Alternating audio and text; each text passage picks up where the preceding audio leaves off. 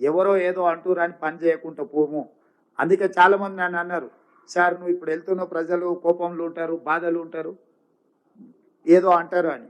ప్రజలు బాధలు ఉన్నప్పుడే కదా వాళ్ళ దగ్గరికి వెళ్ళాల్సింది. బాగున్నప్పుడు మనం పోయి చేసేదేముంది? బాగున్నప్పుడు వాళ్ళ వాళ్ళ వాళ్ళ సంతోషంలో వాళ్ళే ఉంటారు, మనమేం పెద్ద వెళ్ళాల్సిన పని లేదు.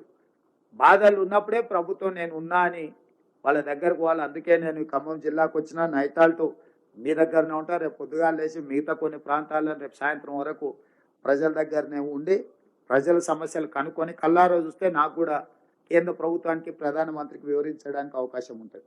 నాకు కూడా నిర్ణయం తీసుకునేటప్పుడు కొంత మనసాక్షి అనేది పనిచేస్తుంది. నేను కళ్ళతో చూడకపోతే ఏమవుతుందంటే ఎవరో చెప్పేదాన్ని చూస్తే మనకంత దాన్ని ఎఫెక్ట్ లిమిటెడ్గా ఉంటుంది.